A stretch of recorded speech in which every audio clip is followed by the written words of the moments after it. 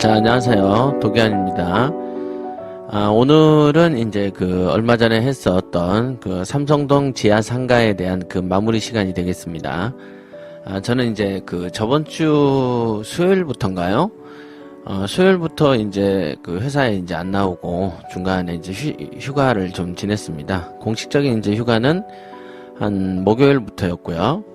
그렇지만은 이제 저 같은 경우는 이제 목요일 날 잠깐 나와서 이제 녹음을 했었죠.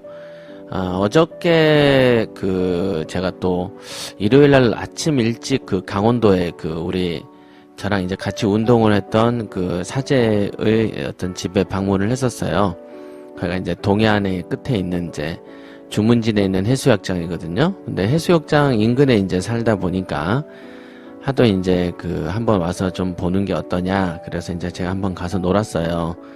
그래서 일요일 날, 월요일 날 대학볕에서 이제 놀다 보니까 해수욕장 오랜만에 노니까 굉장히 좋더군요. 여러분들도 이제까지 혹시 안 가실 분 계시면 조금 한산한 해수욕장으로 가셔서 그냥 원 없이 한번 노는 것도 기분 전환에 굉장히 도움이 되지 않겠나 싶습니다. 오늘 할 거에 대해서 먼저 얘기를 해드릴게요. 삼성동 지하상가입니다. 한번 읽어보면서 얘기를 하겠습니다. 자, 그러면 이 지하상가의 어떤 점이 좋았는지 투자 상황을 한번 볼까요? 이렇게 됐네요. 우선 매입 가격은 950만원 정도고요. 950. 그쵸? 세금까지 다 이제 들어서 한 950 정도 됐었고요. 월세 계약은 보증금 100에 22만원 이렇게 됐습니다. 원래 경매 정보지에는 200에 20만원 이렇게 돼 있었던 걸로 제가 기억을 합니다. 그런데 이제 재판 과정에서 임차인이었던 분이 200만원이 없다 내가 지금. 그래서 이제 그러면 보증금 100에 내가 할게. 그리고 나머지 보증금에 대한 100만원에 대해서 2부 이자로 월 2만원씩 주십시오. 이렇게 얘기를 한 거죠. 요즘에는 아마 임대차에서 전세를 월세 계산할 때 연 12% 즉 1부 이자로 계산을 하지만요. 이때만 해도 2부 이자로 계산을 했었습니다. 그러니까 사실은 월세 받아먹기에 상당히 좋은 시절이었죠. 그쵸? 지금 200에 20이던 걸 100에 22만원 요렇게 이제 받게 된 거죠. 그러니까 이제 한번 보십시오. 950만원에서 월세 100을 회수했으니까 실제는 850이 투자되는 거죠. 여기에는 대출이 없었습니다. 좀 작은 상가라서 대출을 해주지 않았었던 걸로 기억이 납니다. 그래서 850만원을 투자하고 22만원을 5년간 받았으니까 1320만원을 받게 된 거다. 이렇게 지금 정리를 한 거죠. 22만원을 1년을 받게 되면 10달이면 220만원이죠. 그러면 44만원에서 264만원 이렇게 되네요. 264만원을 5년간을 받는다. 그러면 아마 이 정도 되는 것 같습니다. 그러니까 왜냐면 제가 5년간이라고 하는 이유가 뭐냐면 5년 이후에 제가 팔았으니까 하는 소리입니다. 그래서 5년간 받은 수입이 1320이니까 실제로는 850만원이 들어갔지만은 1420만원으로 이렇게 해서 실제로는 제가 물론 계산상으로는 들어간 돈 없이 이 상가를 장만한 셈이 되는 것이죠. 그렇게 된 거죠. 자, 판매 대금은 5,500만원이었으니 아주 괜찮은 물건인 셈이죠. 이렇게 썼습니다. 단연간 투자를 하면서 느껴온 것이 있는데 돈이라는 것은 노력과 별개의 운명적인 것이 있는 게 아닌가라는 생각입니다. 정말로 그렇습니다. 어떤 노력으로 성취되는 건 분명하게 있습니다만은 우리가 뭐라 그러죠? 운칠기삼 그러지 않습니까? 운이 7이고 그죠? 기운이 3이다. 3이죠. 운칠기삼 이렇게 말하죠. 그래서 실제로 이렇게 살아보면 실제로 어떤 비즈니스를 하다 보면 자신의 노력보다는 실제로 운이 작용하는 게 좀 크다는 걸 저는 많이 느낄 때가 있습니다. 그러니까 운이 있다고 해서 운이나 기대는 상태로 가면 안 되죠. 항상 본인이 노력한 연후의 운도 따르는 것이니까요. 그러나 여러분들이 좀 더 겸손해질 필요가 있다. 본인의 어떤 실력만 가지고 되는 일은 아니더라. 이런 얘기를 제가 드리고 싶은 것이죠. 크게 보면 너무도 당연한 일일 수도 있습니다만은 콩을 얻고자 하면 콩씨를 뿌려야 하듯이 또 콩씨를 언젠가 뿌려 놓았다면 그 어느 순간이라도 콩을 얻을 수도 있는 거 아니겠습니까? 이렇게 이제 제가 썼습니다. 맞습니다. 그죠? 우리가 콩을 얻고자 한다면 분명한 것은 콩씨를 뿌려야 되는 것인데 콩씨를 뿌리고 나서 그 즉시 어떤 그 콩의 수확을 하면 좋겠지만은 실제로는 어떤 농작물에 따라서 어떤 차이도 있겠지만요. 이런 보이지 않는 돈에 관해서는 내가 언제 뿌렸다고 해서 언제 반드시 열매가 열리는 것은 아니거든요. 그러니까 어느 순간에 이게 좋은 쪽으로 작용을 할 것인지 나쁜 쪽으로 작용할 것인지 이러는 거는 나름 어떤 운도 좌지우지하지만 실제로 이렇게 그게 돈이 될지 말지는 우리의 노력에 의해서 되는 거죠. 우선 이렇게 저렴하게 사놓지 않았습니까? 그렇죠? 뭔가 콩을 얻고자 한다면 우리가 언제 뿌렸는지는 몰라도 반드시 과거에는 뿌린 적이 있어야만 가능한 거죠. 그러니까 여러분이 이제 지금 경매를 시작하는 입장에서라도 경매를 내가 1월에 시작을 해서 6월이나 10월 정도에 돈을 탁탁 벌어주면 좋겠지만 실제로 어느 세월에 돈을 될지는 팔아봐야 아는 것이거든요. 그죠? 그래서 이제 너무 조급증을 내면 안 돼요. 원래 부동산 투자라는 것은요. 저 같은 경우는 항상 사놓으면, 내가 씨를 뿌려 놓았다. 그러니 반드시 어느 순간에는 결실을 얻겠지. 요 정도 생각만 갖고 합니다. 구체적인 계획을 세우면요. 실망과 좌절이 올 수 있죠. 왜냐면, 우리가 조율 가능한 부분이 아니니까요. 그 부분은 우리가 할 수 있는 것은 뭐냐면 좋은 물건을 조사를 하고 그 분석을 한 후 그 물건을 내 걸로 만드는 것까지는 우리의 어떤 힘에 닿는 영역이지만 그렇지 않고 그 미래에 언제 어떻게 될지에 관해서는요 아무도 모르는 것이다 이거죠. 그러니까 모르는 영역에 대해서 본인이 어떤 계획을 세운다고 한들 맞을지 안 맞을지는 반반이죠. 어찌됐든. 그러다 보면 점쟁이가 돼가는 겁니다. 그래서 제가 투자는, 다른 건 점을 치고 이렇게 하시더라도, 투자는 점을 쳐서 해서는 안 됩니다. 나름 모여져 있는 정보를 가지고, 최대한 분석을 한 후 지르는 것이죠. 그 이후에는 여러분의 어떤 의지로 좌지우지 될 만한 영역이 아니라면, 그냥 조용히 받아들이시는 거가 가장 합리적인 투자자의 자세죠. 이게 굉장히 어려운 겁니다. 그죠? 어떻게든 산 다음에 이거를 자기 일정대로 끌고 가보려고 죽을 등 살등 해봤자 반드시 실패만 하죠. 근데 참 묘한 것은요. 부동산으로 큰 재미를 보지 못한 사람 또는 현재 별로 재산이 안 모여 있는 사람들은 공통점이 뭐냐면 자기들의 능력이 없음에도 불구하고 자기들의 힘이 닿지 않는 영역까지도 자기들 마음대로 돼야지 된다라는 어떤 망상 같은 거를 가지고 있다 이거죠. 그런 걸 망상장애라고 하는 것입니다. 그러니까 조금 더 합리적으로 내가 할 수 있는 것과 할 수 없는 것들을 분별하는 지혜가 있어야 되겠습니다. 자, 저는 여태 매입했던 부동산을 매매할 생각도 없는데 매수자가 먼저 팔라고 전화가 오는 경우도 많이 체험해 봤습니다. 이것도 최근에도 하나 있었습니다. 최근에도 제가 이제 제천에 땅을 사놓은 게 있었습니다. 그거가 이제 얼마 전에 계약을 하고 이번 주에 이제 잔금을 받기로 되어 있습니다. 예, 요런 경우도 있습니다. 그러니까 이런 경우도 보면은 그쪽에서 그냥 전화가 온 케이스거든요. 장마철에 언제 땅을 보러 갔는지 그거를 갖다가 팔라고 해서 저는 이제 경매 당시 낙찰받을 당시에 조사해 놓았던 시세에 준해서 불경기다 보니까 약간 차감된 금액에서 계약을 했습니다.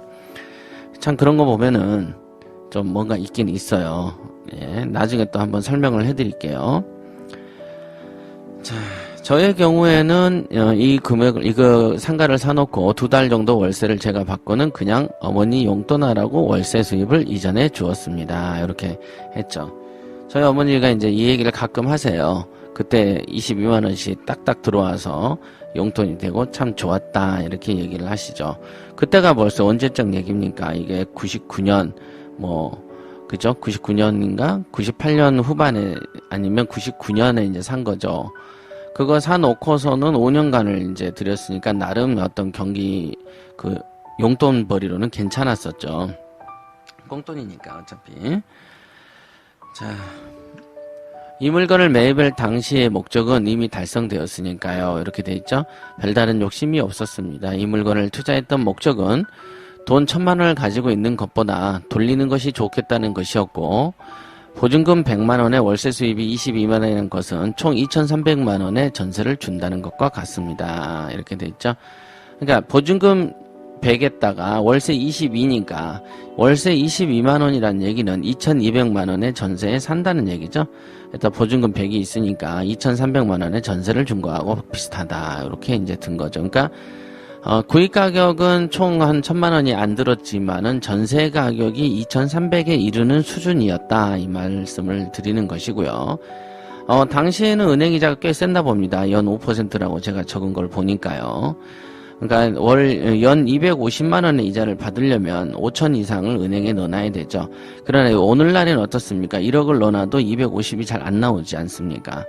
그러니까 이제 이 당시 기준으로 봤을 때 1,000만 원도 안 투자되는 작은 돈으로 연 250만 원 이상의 월세 수입을 받았기 때문에 이런 투자가 좋다. 그죠? 시세차익은 시세차익대로 보고 은행에서 돈을 넣어놓고 적금이자 타먹는 것보다는 좀 더 우월한 어떤 계산이 나오기도 한다. 이런 게 이제 소액 투자의 묘미죠. 이런 게 다 있었어요. 지금도 찾아보면 아마 있을 겁니다. 그럼 여러분들이 이런 거에 대해서 눈에 불을 킨다라는 표현 아시죠? 제가 이제 우리 최고의 과정한테는 늘 말씀드리지만은 보물 찾는 심정으로 이 경매의 우량 물건을 찾아야 겨우겨우 보이는 겁니다.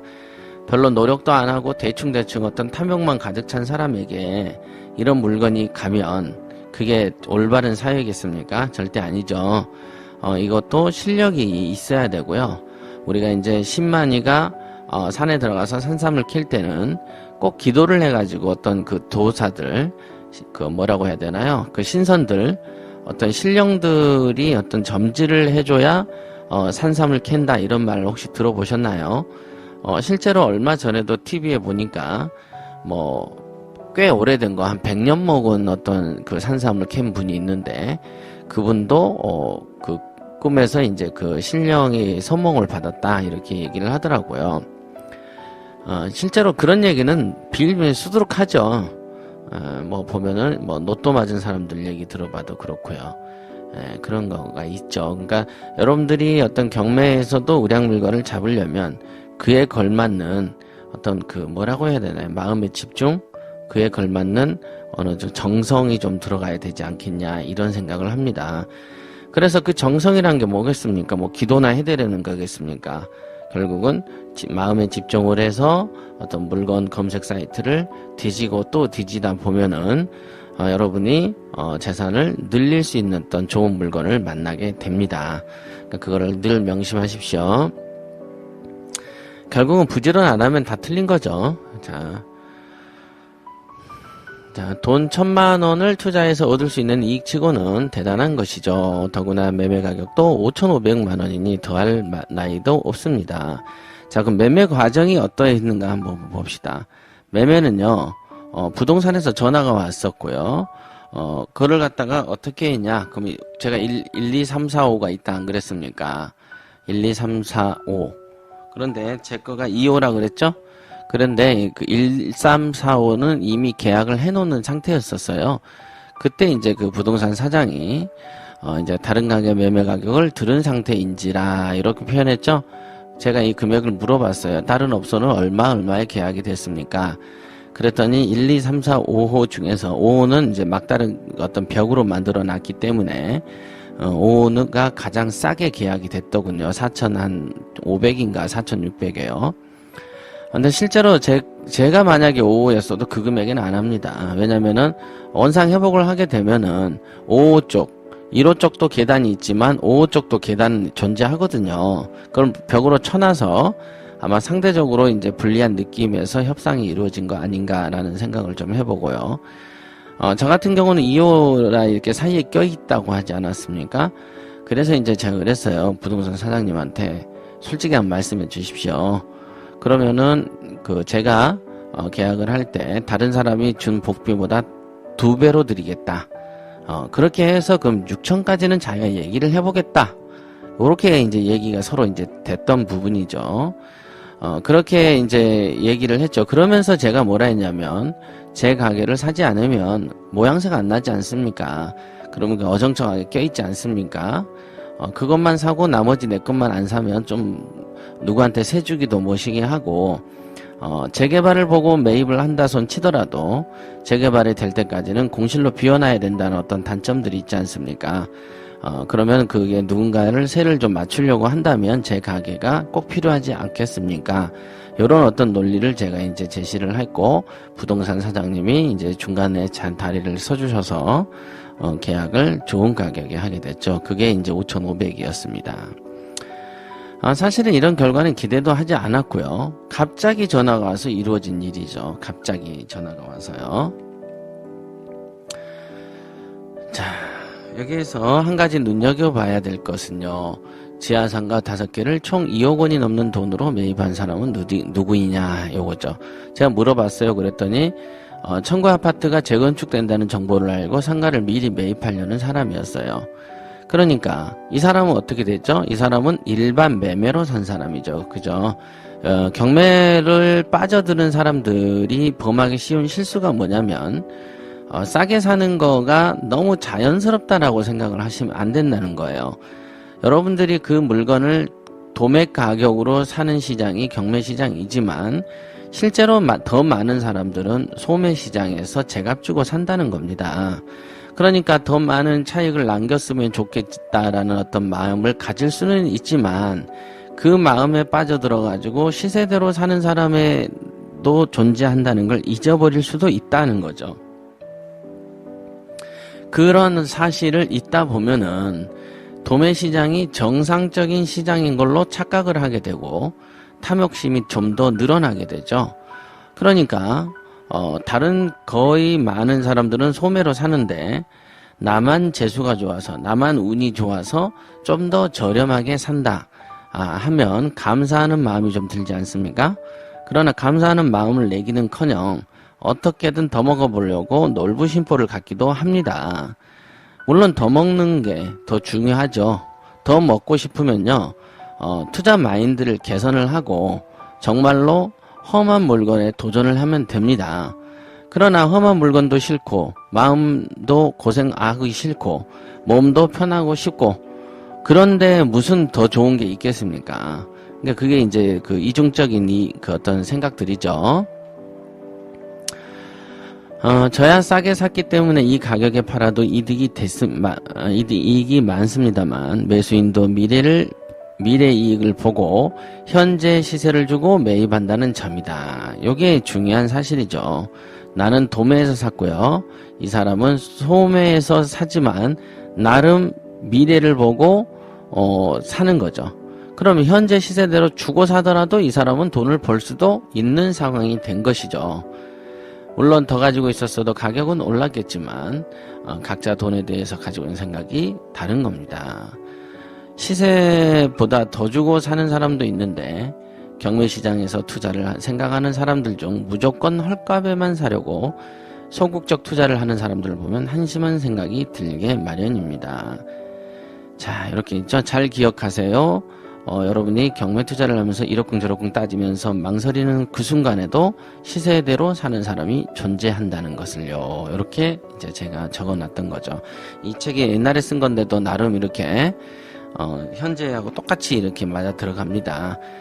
경매하는 사람들의 그 어떤 유형은요, 몇 가지가 없어요. 그냥 욕심쟁이 요 하나로 통일됩니다. 어떤 욕심만 있는 사람 또는 욕심도 있고 말도 알아듣는 사람 이렇게 하면 이제 나뉠 뿐이죠. 자, 왜 경매 투자를 이중적인 이익 구조를 가졌다고 생각하는지, 왜 도매시장이라고 하는지, 왜 경매 투자를 하면 부자로 살 수밖에 없다고 하는지를 아시겠습니까? 이렇게 이제 써놨죠. 왜냐면 저 같은 경우에는 이렇게 도매시장에서 샀고, 그죠? 도매에서 낙찰을 받았고, 이 상가를 산 사람은 지금 이 이중적이 갖고 있다가 될 거, 그걸 보고 요 시세대로 산 거 아닙니까? 그러니까 만약에 제가 여기서 가지고 쭉 버텼으면 이 정도 이득을 볼 수가 있겠죠? 그쵸? 근데 저 같은 경우는 시세보다 낮게 사서 시세에 준하게 팔았죠. 그런데 이 시세라는 것이 아마 이제 제가 구입 당시에 조사한 시세가 한 요 정도라면, 그쵸? 보이시죠? 이 정도. 그 다음에 5년간 보유하다가 가지고 늘었던 시세는 아마 이 정도는 되지 않겠나 생각이 듭니다. 그런데 그 사람은 여기서 사서 요만큼을 더 이득을 보기 위해서 구입을 한 거죠. 재건축이라는 걸 보고요. 그죠? 그러니까 이 사람이 저가 만약에 안 팔고 끝까지 재건축 얘기 나올 때까지 있었으면 좀 더 비싸게 팔 수도 있었겠죠. 그렇죠? 그러나 이제 저는 또 이걸 팔아서 이걸로 또 다른 걸 삽니다. 그래서 이제 또 이문을 본 게 된 케이스거든요. 그러니까 이런 걸 이중적 이득 구도라 한다. 요걸 좀 명심을 하시고요. 삼성동 상가는 이렇게 정리를 하겠습니다. 여러분은 그러면 이제 휴가 잘 보내시고요. 다음 주에 이제 다음 시간에는 이제 뭐가 있을까요? 예, 소액 투자의 재미 충남 부여군 홍사면 토지 이거를 하겠습니다. 요것도 상당히 소액 투자로 이렇게 샀던 토지거든요. 요것도 좀 재미가 있습니다. 요거에 대해서 이제 다음 시간에 한번 강의를 해드리도록 하겠습니다. 날이 더우니까요. 조심하시고요. 소나기가 엄청나게 올 때는 정말로 차 조심하십시오. 자, 그럼 다음 시간에 뵙겠습니다.